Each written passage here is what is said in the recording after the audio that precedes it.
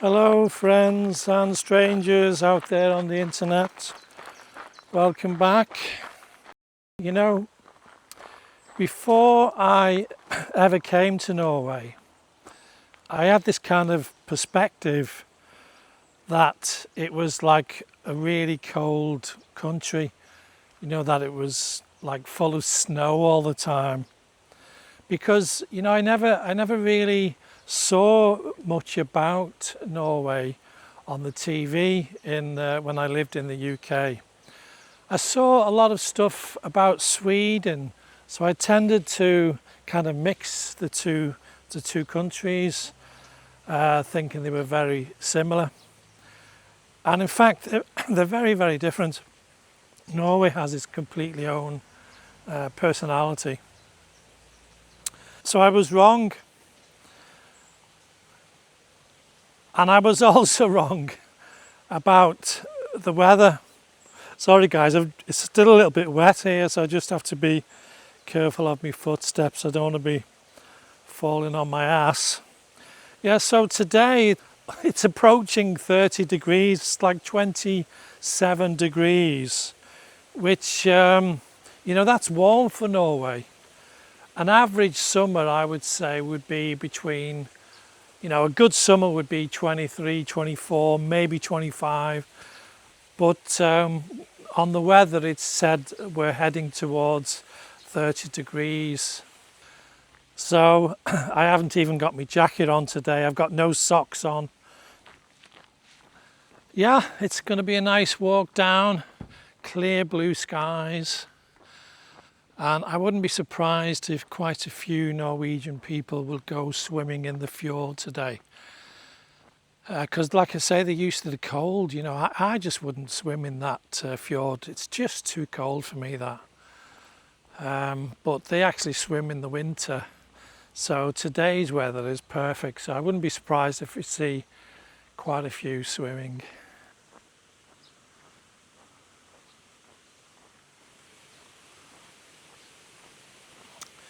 Yeah, so as I was saying, I didn't really know much about Norway.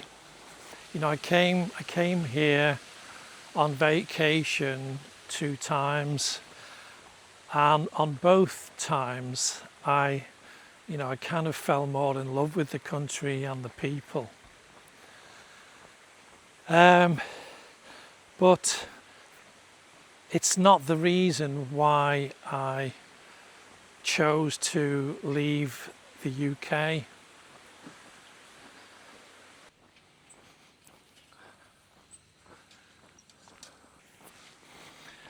And the reason why I chose to leave the UK is a complicated one. And it goes back, way, way back to when I was a teenager.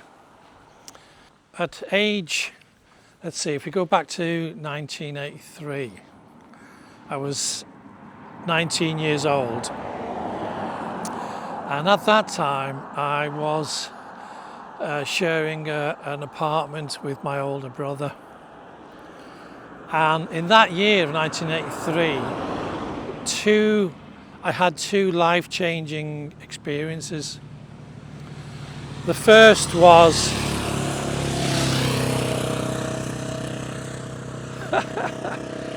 yeah, the tourists are coming on the motorcycles and the camper vans.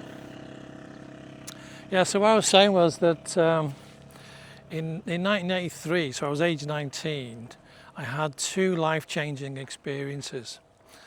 And the first was that I got into my first serious relationship. And the second was that I saw Jesus. I'm not saying that I became a born-again Christian. That's not what I mean.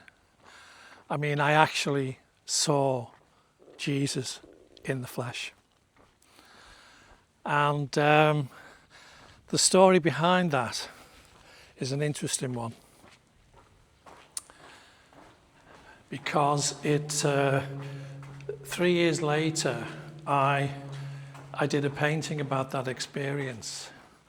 And that painting led me to move to Norway.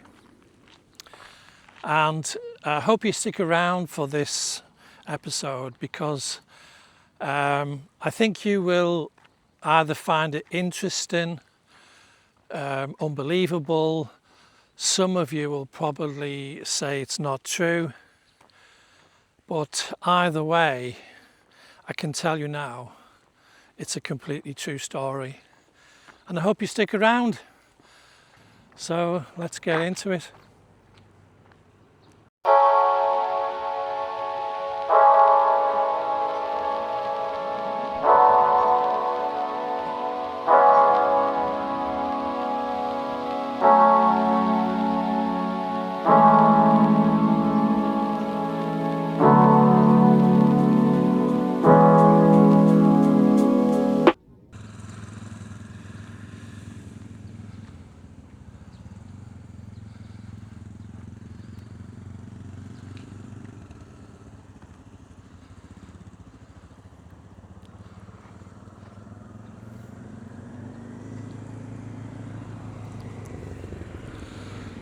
So let's start at the beginning.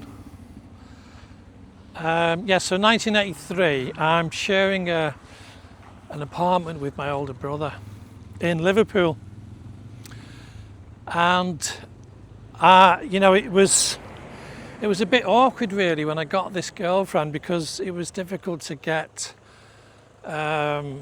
intimate time alone with her, let's say. And then something strange happened. One of my uncles, became quite ill, and he had to go into hospital, and it looked like he was going to be in there for a while, at least even 6 months or so. And so the family asked me, would I take care of his house? It's not good for a house to be empty. And that suited me fine, because like I said, I had this girlfriend, and now I would have some my own place. And at age 19, I'd never really lived on my own before, and I did have a job at the time. I was working as a arts and crafts assistant for a charity organisation that worked with adults who had a mental handicap. And I really loved that job. It was a very rewarding job. And the pay was okay as well. So at age 19, I had this job, full-time job, which I liked. And I had a girlfriend that I liked. And now I had, for the first time, a place to live in on my own. So life was good. Although it wasn't good for my uncle. He was ill. I went to visit him and told him that, the house was all right and everything. But as a 19-year-old, at that time, it was just great. But I had one problem, and that was, like I said, I'd never lived on my own before. And I wasn't really used to taking care of myself with basic needs, such as shopping. And so I was kind of not good with that.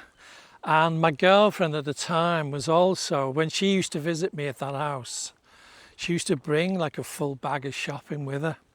So I kind of got really lazy. I'll just show you this view, guys.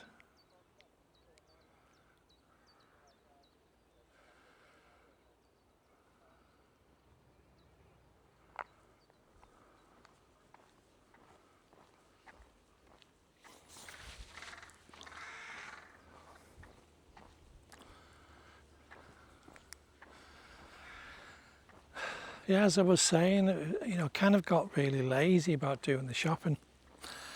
And during the month of July, which is now, the weather was just like this, I remember. Warm, nice breeze in the air, not a cloud in the sky. And I left work on a Friday, got the bus back to my uncle's house, and you know, I should have really done some shopping when I got off that bus, because it got off in the town. I got off in the town centre, and I would walk up this big hill to where my uncle's house was, and I just couldn't be bothered, you know. So I walked home to my uncle's house, which I saw as my home at the time. And when I got into the house, there was no food. I mean, there was nothing there. The cupboards were bare, the fridge was bare. There was no milk. There was nothing. And all there was, I saw on the kitchen top, was an opened tin of tuna. And that's all there was. And I thought, you know, and it didn't smell good. It didn't smell good at all. And you know, tuna, it's kind of like a pink colour, isn't it? And because I'm an artist, I can tell you the specific colour. It's called dusty pink.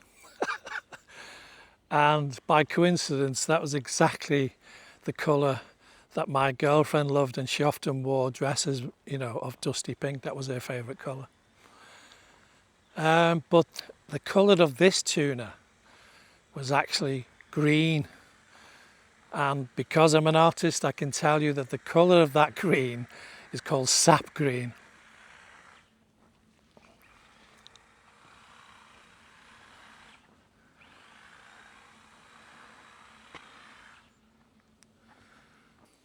So I thought to myself, okay, my girlfriend's coming tomorrow, Saturday, my girlfriend's coming, she'll bring a big bag of shopping, so I can just go without food for tonight. You know, she usually comes quite early, something like 9 o'clock in the morning, so it'll be fine.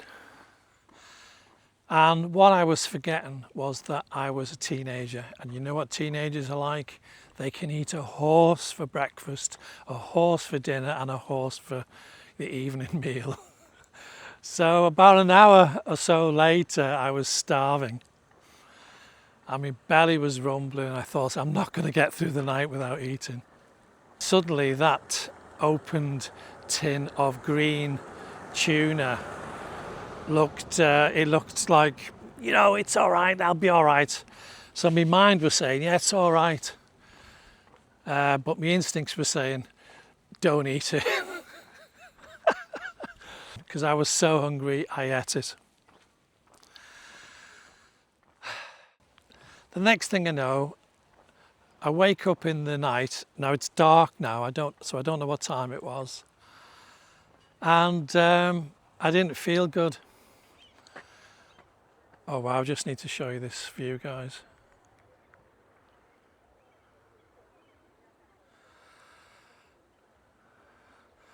Yeah, I can see people down there on the water in kayaks, canoes. Gosh, people are even on the top of the hotel roof there sunbathing. It's good for the tourist business this time of year. It's the busiest time in this part of Norway, especially in my village, which is kind of a touristy village.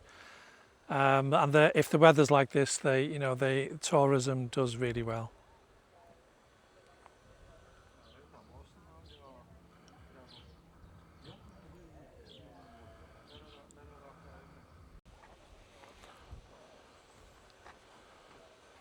It's some kind of early hours in the morning, and I didn't feel good. I'm sweating, like crazy sweating.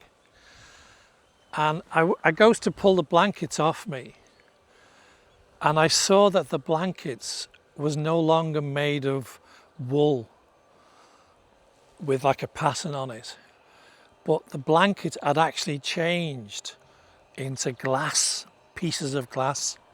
Now I want you to try and imagine triangular shapes of glass with hinges on each side, small triangular shapes, which means that it would be able to move, wouldn't it, you know? And these glass shapes were like coloured coloured different glass, like a stained glass window. It actually felt like glass as well.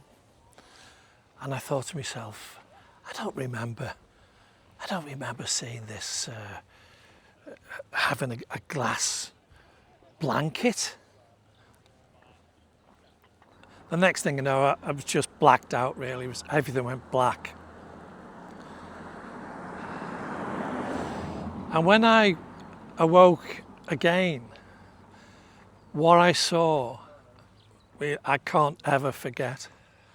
There I am, right, I'm still in my bed, but I'm in the middle of a desert.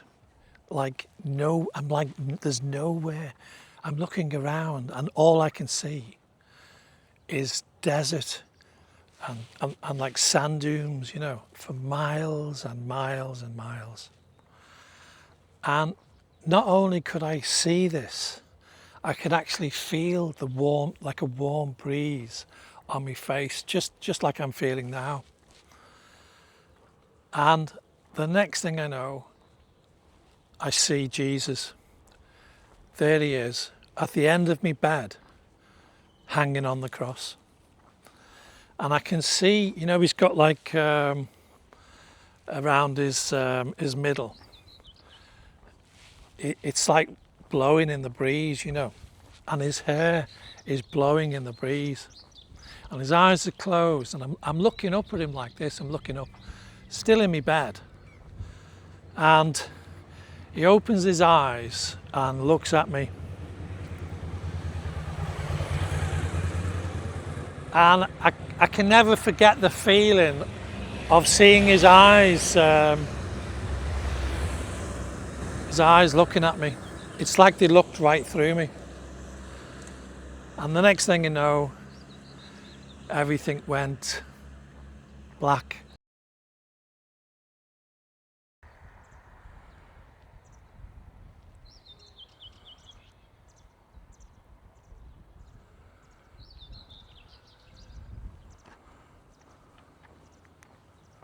Luckily for me, my girlfriend was coming the next morning, and when she had a key, she had a spare key, and when she saw me lying on the bed, she immediately ran out to a phone box, the nearest phone box, and phoned for an ambulance.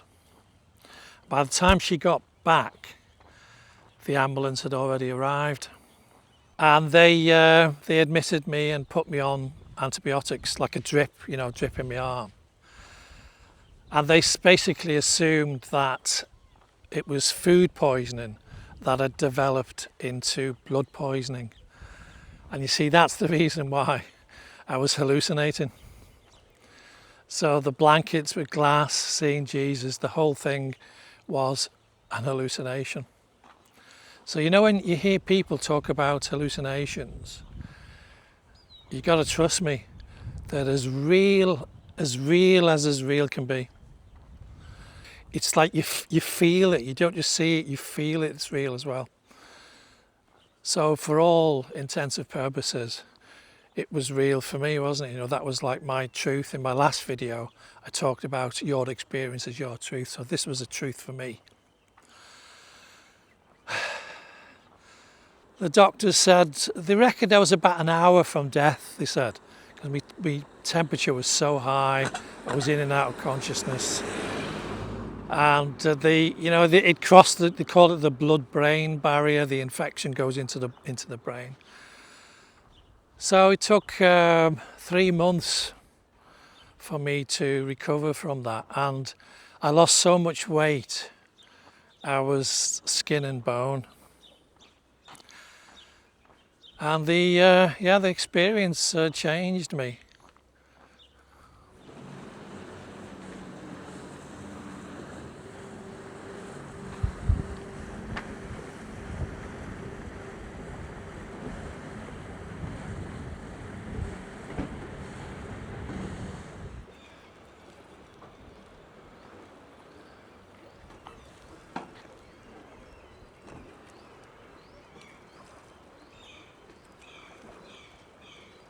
Let's jump ahead now 3 years from 1983 to 1986. I'm fully recovered, I'm healthy.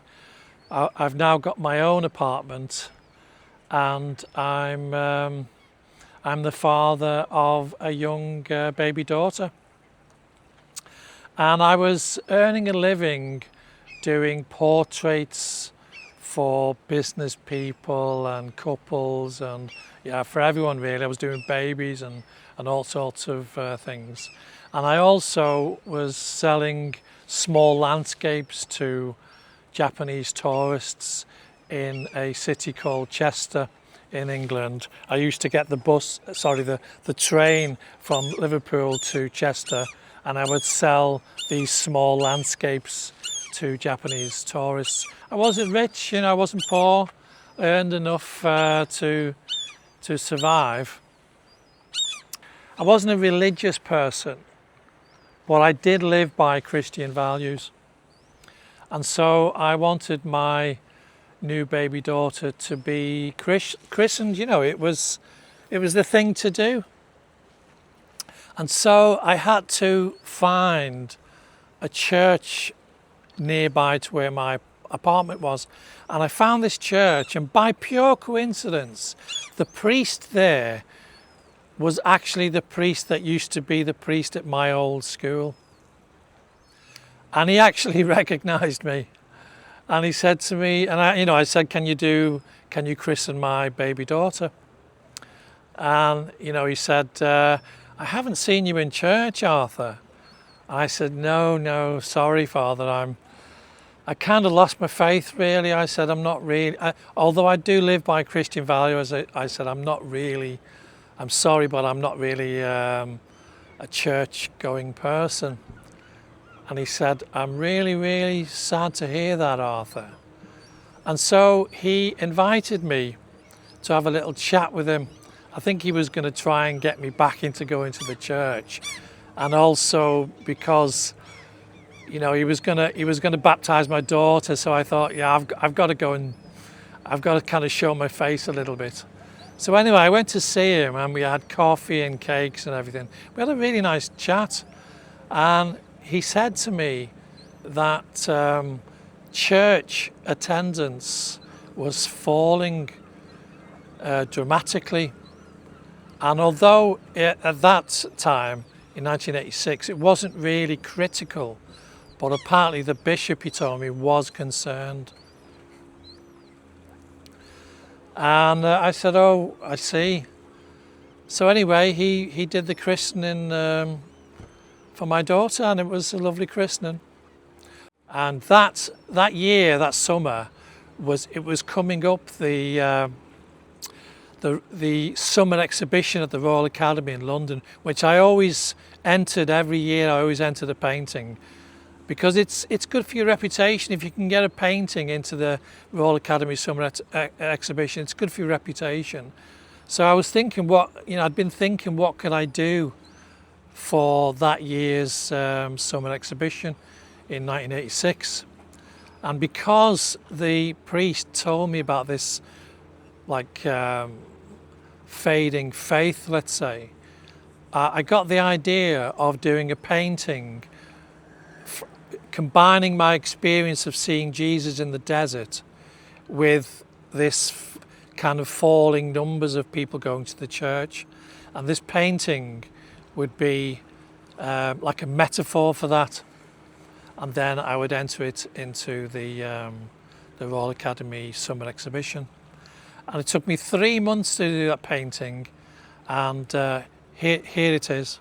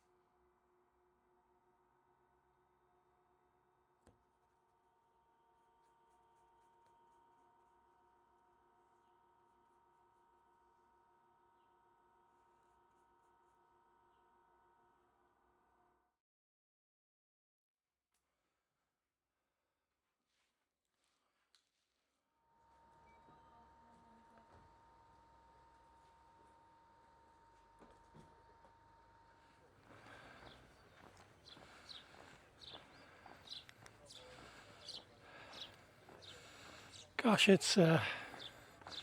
it's warm, guys. 27, it said on my phone. 27 degrees, and yeah, it's like I'm in Spain or Italy or somewhere. So I'm on my way home after a good day's painting, and so I'm going to finish off the story, because the ending of the painting is not the ending of the story, and I have to jump ahead 1 year from 1986 to 1987.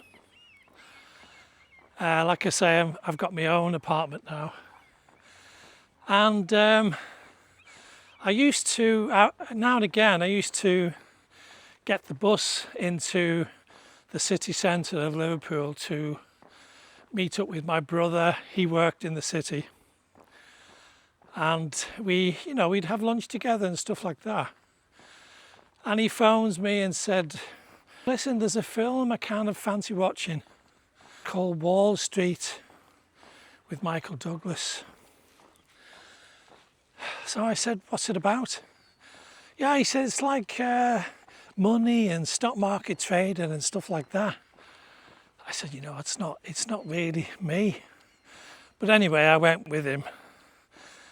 And after the movie, we went to a cafe for like a proper meal. We were starving by then. It was like 4 o'clock or something. We hadn't really eaten properly. So we ordered a typical north of England meal, which was chips, beans and sausage. And the cafe we went to was called Punch and Judy. And it was a really like old cafe. And I don't know how long it's been going, but it was like legendary. And I don't think it's there anymore. But we loved that cafe, it was really sort of friendly cafe. And it wasn't, it was about 5 minutes walk from the cinema. Anyway, we sat there having a meal. And my brother said, what did you think of the movie?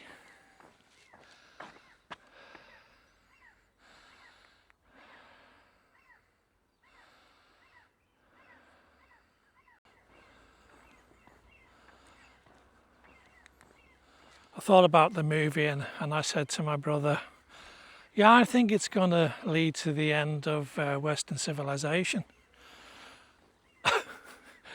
And my brother kind of stopped halfway as he was trying to put a sausage in his mouth. And he said, what? How'd you work that out, Arthur? And I said, well, because of that greed is good speech. Greed, for lack of a better word, is good. Greed is right. Greed works. Greed clarifies, cuts through and captures the essence of the evolutionary spirit. Greed in all of its forms. Greed for life, for money, for love, for knowledge, has marked the upward surge of mankind. So I said to my brother, listen,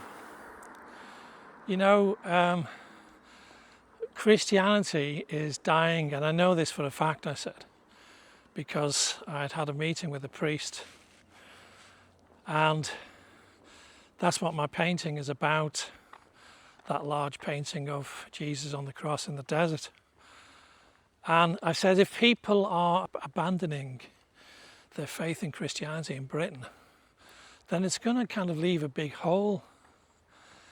And that hole will have to be filled by something or someone or some kind of ideology, because what does atheism offer is nothing but like an emptiness, like an empty desert of nothingness. It doesn't really give you anything to live for other than survival of the fittest.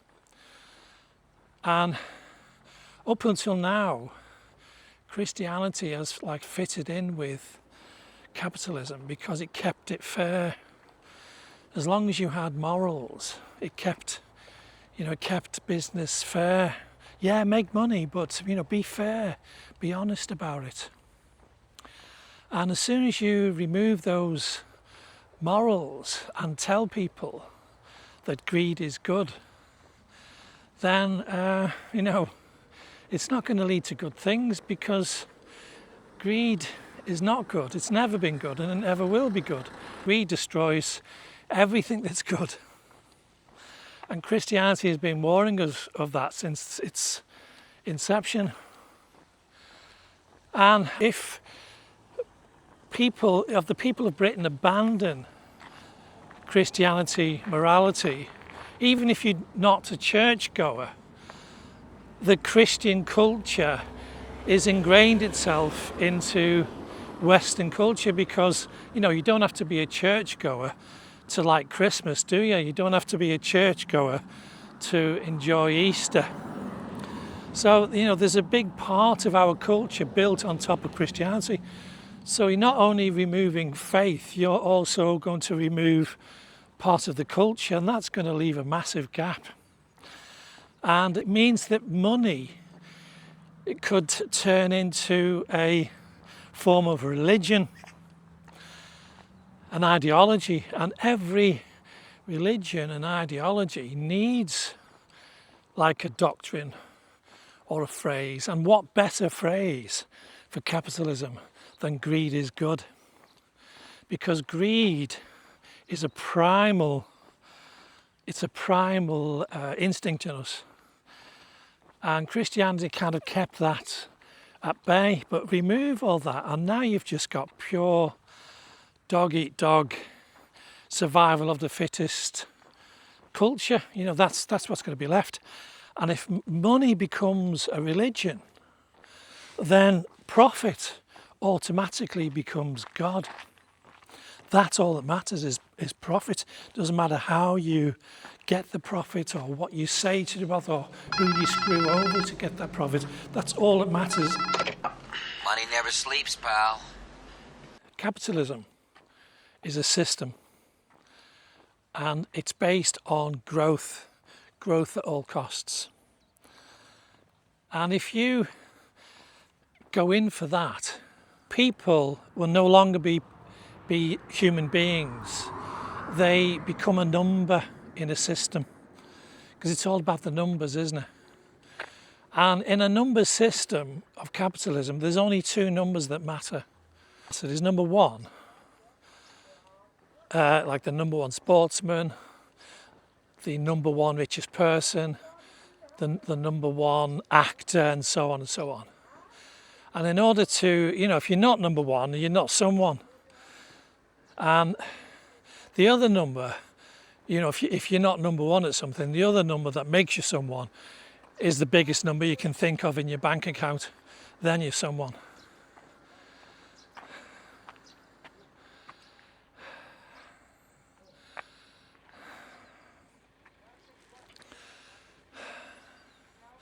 So I'm saying this to my brother. And I said also, in a capitalist system, you're either an asset or a liability to the system, right? So therefore, if you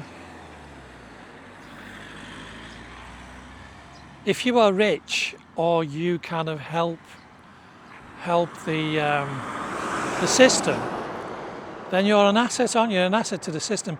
But if you're poor, elderly, ill, handicapped, you're not working, you're not creating money, then you are a liability to the system, and you'll be treated that way.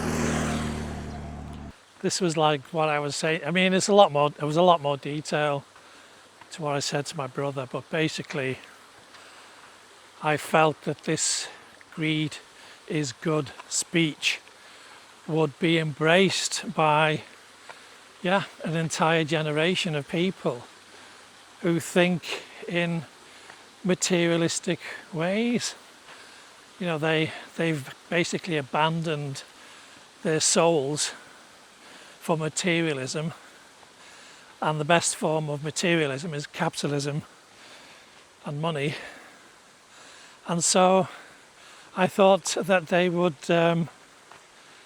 embrace atheism as well. And you know, atheism, like I say, all it offers is a desert of nothingness and a fragmented society. And my brother said, he looked at me, bit his sausage and said, Arthur, honestly, I think you think too much. And maybe he's right. But I can't help it, I'm a thinker, I guess. But isn't that what artists are supposed to do? Aren't they supposed to think about life? So anyway, from that day on, I kind of kept my eye on things, kind of watched out for how society was going.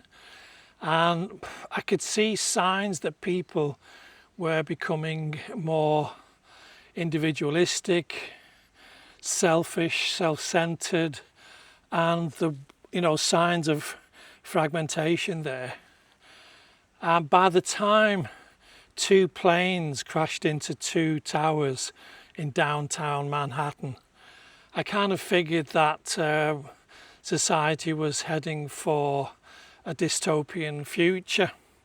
So let's kind of jump ahead now another 2 years, from 2001 to 2003. I still kind of had hope, but it was actually another building closer to home that when that collapsed, then I thought there was no going back. And that was my local church.